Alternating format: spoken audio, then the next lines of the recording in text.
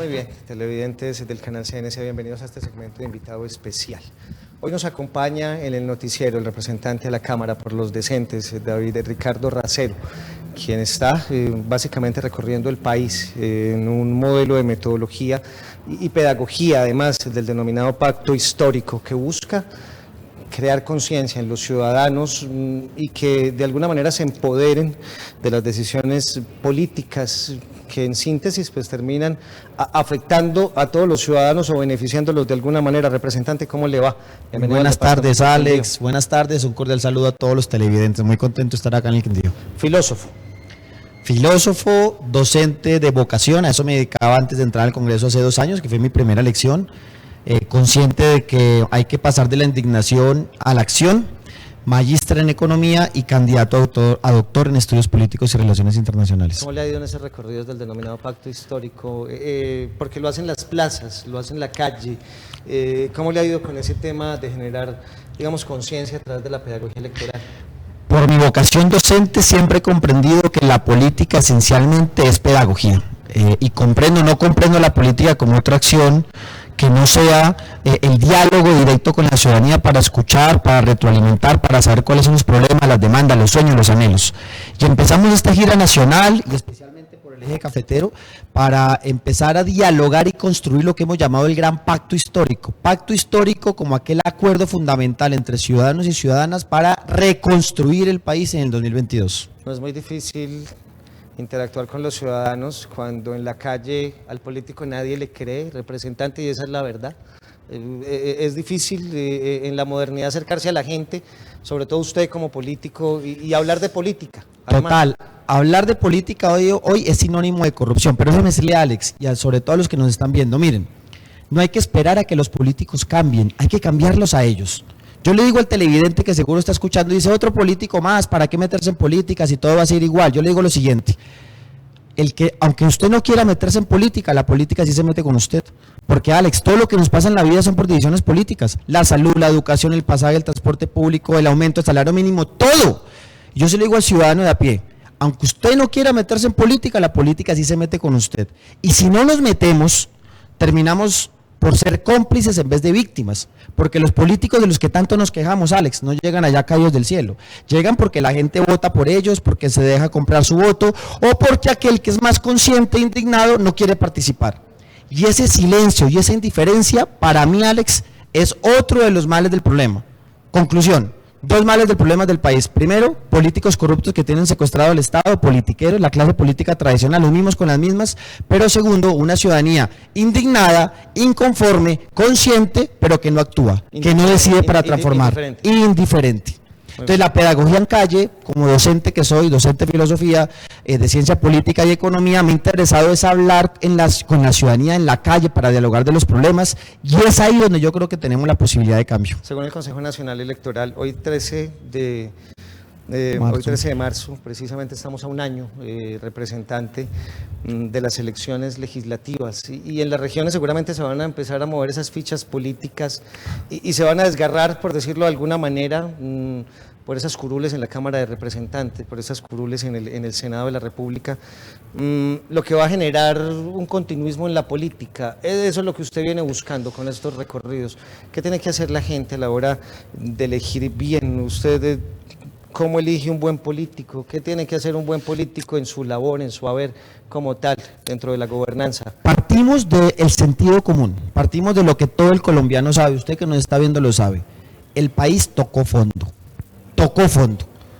con un gobierno que le ha costado manejar la crisis del COVID, compra de vacunas tarde, a vacunación completamente lenta, canalización de recursos a las grandes empresas y no para la pequeña, mediana, microempresa, 800.000 microempresas pequeñas y medianas en quiebra, justamente por una mala política económica de este gobierno para poder amortiguar la crisis del COVID. Creemos que no podemos tocar más fondo y que la única manera es que en el 2022 hagamos un gran pacto histórico de aquellos que no estamos en el gobierno en este momento, porque los que están demostraron que no lo pueden hacer, y eso solamente con conciencia, con pedagogía, diciéndole al ciudadano, vuelvo a insistir, no hay que esperar a que los políticos cambien, sino cambiarlos a ellos. ¿Que la política tradicional va a estar? Sí. ¿Que los corruptos van a seguir haciendo política con corrupción? Sí. lo han hecho antes, lo hacen ahora, lo van a seguir haciendo. No somos ingenuos, pero lo que yo sí creo, y esa es la fe que tengo y la ilusión, de que somos una gran mayoría social que generando los puntos de encuentro en común, podemos nosotros realmente unirnos para el 2022. Termino, o nos unimos o nos hundimos. Terminemos este tema. Los premiovotantes van a jugar un papel importante, digamos, en las próximas elecciones, llegando al voto de opinión, posiblemente. Esperamos que ese ciudadano inconforme, indignado, sepa canalizar esa indignación. Ya basta estar peleando por redes sociales, Facebook, Twitter, por WhatsApp. Es el momento de canalizar esa indignación en las urnas, porque es ahí donde podemos ganar y quitarle a los mismos políticos de siempre ese secuestro del Estado al que nos han tenido durante décadas. Confiamos en la juventud, sí. Joven, yo tengo 34 años, voy para el Senado de la República. Miren, en el Senado solamente hay uno menor de 35 años, solo uno. Y es del Centro Democrático, por allá de una familia tradicional de la costa Caribe. Nosotros le estamos diciendo, renovar la política es hablar de joven, es hablar de mujer, es hablar de las poblaciones más olvidadas, afros, indígenas, es hablar de aquel empresario que siente que tiene que participar en las tomas de decisión del Estado para poder adelantar políticas para los empresarios, para los emprendedores. Este es el momento de unirnos y el gran pacto histórico que estamos promoviendo va para esa unidad y reconstruir así el país en el 2022. Muy bien, los decentes y la coalición que representa la UP, la ASI y digamos estos partidos alternativos en el país, se han mostrado críticos el día de hoy con este informe de Indepaz que habla ya de más de 753 muertos, en 3 meses 120 líderes asesinados en todo el territorio nacional. Complejo la situación en departamentos como Cauca, Valle del Cauca, Antioquia, Chocó, es prácticamente una bomba de tiempo, representante. Parece que la seguridad en el país, según la percepción de los mismos ciudadanos, está en un estado crítico. Acá hay una alerta roja y el gobierno parece no escuchar, representante. Total, no es algo que nos inventemos los de la oposición. Los datos hay que darlos y son las cifras, usted lo acaba de mencionar. Aumento de masacres, aumento de asesinato de líderes sociales, la seguridad urbana completamente descontrolada, la inseguridad urbana completamente descontrolada. Son estos tiempos tan paradójicos, Alex, donde un gobierno que se dice a sí mismo que es de derecha, centro-derecha, le ha quedado grande su principal bandera, que es la seguridad. Y creo que en el 2022 nos tenemos que poner de acuerdo para llegar a poner orden, ¿no? Ante un gobierno que fue que ha demostrado, miren, el bombardeo de los menores de edad, que la responsabilidad del grupo ilegal que lo recluta, evidente, es que nadie está diciendo eso, pero el Estado no puede volver a revictimizar al menor de edad. ¿Y dónde está la inteligencia y la contrainteligencia? Entonces, cada cierto tiempo nos sorprende la noticia de un bombardeo donde mueren menores de edad, empobrecidos, pobres, que son reclutados. Conocí el WhatsApp, yo creo que todos lo han visto. Hay un WhatsApp donde está la niña que muere en el bombardeo, hablándole a su profesora, a sus familiares, diciéndole, me gustaría estudiar, pero no tengo cómo, no tengo oportunidades. Y este es un gobierno que no ha comprendido que la verdadera seguridad no es simplemente presencia militar y policial. La verdadera seguridad es generar condiciones sociales y económicas para que los jóvenes dejen de ser reclutados o caldo de cultivo para los grupos ilegales y las economías ilegales en los territorios. Vengo de Caloto, allá en el Cauca, al norte del Cauca. Estuve hace 5 días. Una población completamente vulnerable, tierra de nadie, 7, 8 grupos armados, por Dios. Caloto, Argelia y todo ese cañón del Micay se ha convertido básicamente en el negocio y las finanzas de la coca en el país. Argelia. No hay ningún problema grupo, para que... 7, 8 grupos. Incluso está la Carlos Patiño y grupos todos. Del ELN. Presidentes, ELN, los carteles mexicanos que ya hacen presencia, terrible. La comunidad nos dice, aquí vemos desfilar a personas hablando con acento mexicano. Y eso, ¿a qué obedece? Primero, un Estado que no se preparó al momento de que las FARC entrega sus territorios. Lastimosamente llega un presidente Duque con su partido político que desde un principio prometieron hacer trizas a la paz, y hay que decirlo. Esa incapacidad del Estado de llegar a sus terrenos donde la FARC entregaron las armas hace que haya una disputa con grupos armados que ninguno se impone sobre los demás. Como ningún grupo se impone sobre los otros, empiezas a ver todo ese tipo de masacres, las venganzas entre ellos mismos. ¿Qué decimos nosotros? Por supuesto que con la seguridad militar y policial, pero tienes que llevar justicia. ¿Quién tramita la justicia en esos territorios? Tierra de nadie. ¿Cómo generar economías complementarias adicionales donde los campesinos puedan sacar sus alimentos y que no sean llamados justamente por las economías ilegales de la coca o del oro, ¿no? ¿Qué pasó con la restitución, con la reconversión de cultivos?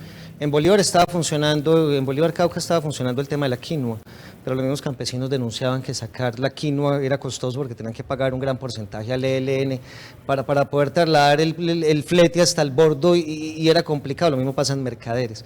Es decir, que esos esfuerzos del gobierno nacional, señor representante, por transformar estos cultivos ilícitos en alternativas legales no funcionó. Es una política integral, desde el apoyo al campesino para que produzca, pero también la necesidad de construir las vías terciarias para poder sacar esos productos hacia el interior del país. Es integral la apuesta social, económica, de justicia. Y lastimosamente este gobierno ha acudido a la principal bandera de ellos. ¿Cuál es? El glifosato.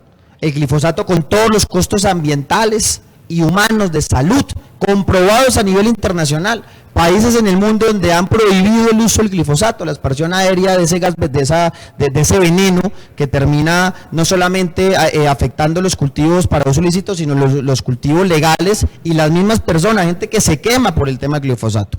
Entonces volvemos otra vez a una política que quieren recuperar de solamente una política militarista con todos los costos asociados. Creemos que en verdad esa política contra las drogas es completamente obsoleta y que es necesario plantear rutas alternativas, insistimos, como medidas integrales que permitan a la comunidad ser sacadas de las garras de las mafias. Dos cosas más, representante.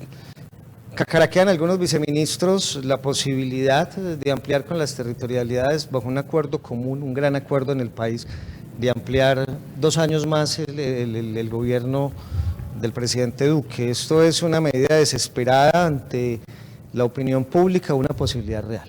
Lo voy a decir con sinceridad y con franqueza. Están asustados. El grupo de poder que rodea al señor Duque, el uribismo, está asustado. Digo el grupo de poder, porque yo sé que hay mucho uribista que nos está viendo, conservador tal vez, que es consciente que las cosas no lo han manejado bien, que ha sido un pésimo gobierno, un gobierno completamente incompetente e indolente.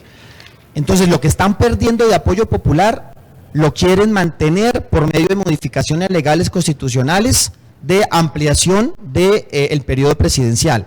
Una dictadura, quieren seguir en el poder sin apelar a la democracia. Y claro, se inventan todos los argumentos y las falacias, que el costo de las elecciones en plena época del COVID, pues por supuesto que la democracia cuesta, pero este es el momento para que el ciudadano o premie o castigue una política de Estado. ¿Qué le decimos? 2022 es momento de elegir a la gente alternativa, es momento de cambiar de rumbo. Muchísimas gracias, representante de la Cámara, David Ricardo Racero. Que le vaya bien en esos recorridos y éxitos. Muchas gracias, Alex. Un cordial saludo. Muy bien, a ustedes los dejamos con este segmento de invitado especial. Culminamos por decirle al señor ministro de Justicia y al ministro de Defensa que en el departamento del Quindío, y si no lo sabe, representante, en el mariposario de Calarcá existe una investigación comprobada a nivel internacional, además, con una mariposa que no ha sido liberada, pero que es sumamente efectiva a la hora de generar ese proceso de barrenador de tallo en los cultivos de coca sin ningún daño. Lo invito a que vaya al Jardín Botánico, que conozca ese experimento, que lo lleve al país y que permitan que desde el Quindío se libere una solución a los daños ambientales que genera el glifosato. Que le vaya muy bien. Un abrazo. Muchas gracias. A ustedes gracias. La producción de Pedro Pablo Gordillo. Feliz resto de tarde.